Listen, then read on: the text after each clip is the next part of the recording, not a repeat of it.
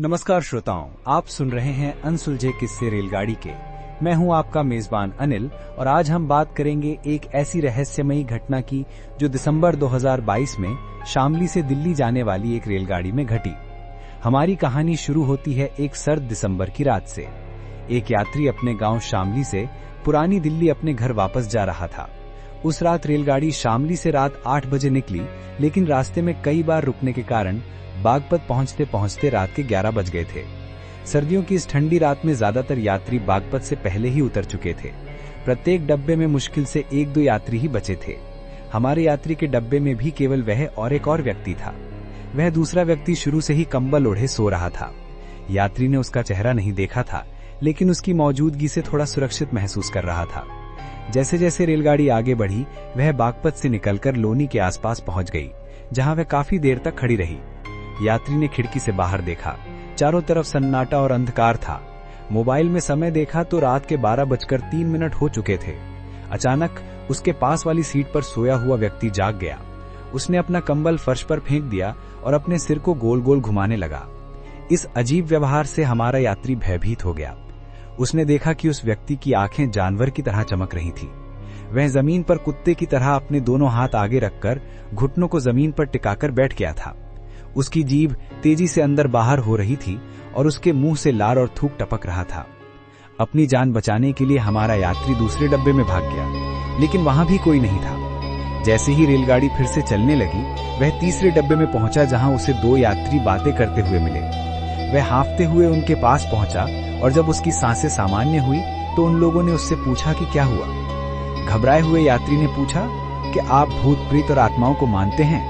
उन दोनों ने हाँ में उत्तर दिया और कहा कि उनके गांव में यह आम बात है। यात्री ने उन्हें अपने साथ उस डब्बे में चलने के लिए कहा जहां वे अजीब व्यक्ति था, लेकिन उन्होंने इनकार कर दिया।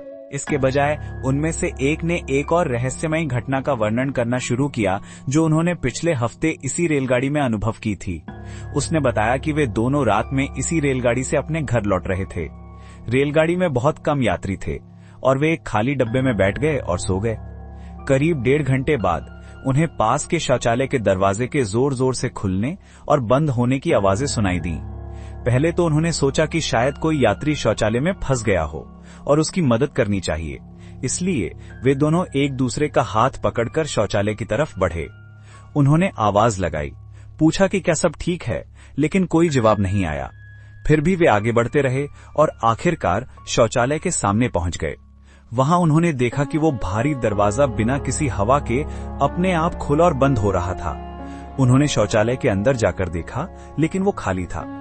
जैसे ही दरवाजा खुलना और बंद होना रुक गया, वे समझ गए कि ये किसी आत्मा का काम है। जब वे अपनी सीट पर वापस जाने के लिए मुड़े तो उन्होंने देखा कि एक लंबा चौड़ा आदमी जिसने सिर्फ लुंगी पहनी थी, 2 सीटों पर एक एक पैर रखकर खड़ा था और दोनों हाथों को बगल में बांधकर उन्हें घूर रहा था। इस दृश्य को देखकर उनकी सांसें तेज हो गईं और वे अपनी सुध-बुध खो बैठे।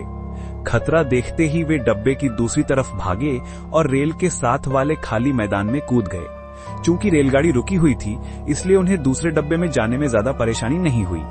उन्होंने बताया कि उस रात का दृश्य आज तक उनके दिमाग से नहीं हटा है और कई दिनों तक उन्हें डरावने सपने आते रहे। हमारे यात्री ने अपने स्टेशन तक उनसे इस रेलगाड़ी के और भी किस्से सुने और किसी तरह इस मुश्किल समय को काटकर अंततः घर पहुंचा।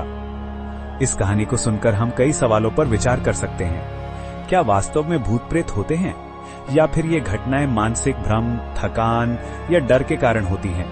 रात के अंधेरे में एकांत और सुनसान जगहों पर मानव मन अक्सर कल्पनाशील हो जाता है। ये भी संभव है कि पहले यात्री के डब्बे में जो व्यक्ति था वो किसी मानसिक या शारीरिक बीमारी से पीड़ित हो सकता था, जिससे उसका व्यवहार अजीब लग रहा था, या फिर वो कोई शरारती व्यक्ति हो सकता था जो दूसरों को डराने का मजा ले रहा था। जहां तक शौचालय के दरवाजे का सवाल है, रेलगाड़ी के हिलने डुलने या तकनीकी खराबी के कारण दरवाजा अपने आप खुल और बंद हो रहा हो सकता था, और लंबे चौड़े आदमी का दृश्य छाया प्रकाश का खेल या फिर वास्तव में कोई अजनबी यात्री हो सकता था जिसे उन्होंने अपने डर के कारण अलग तरीके से देखा।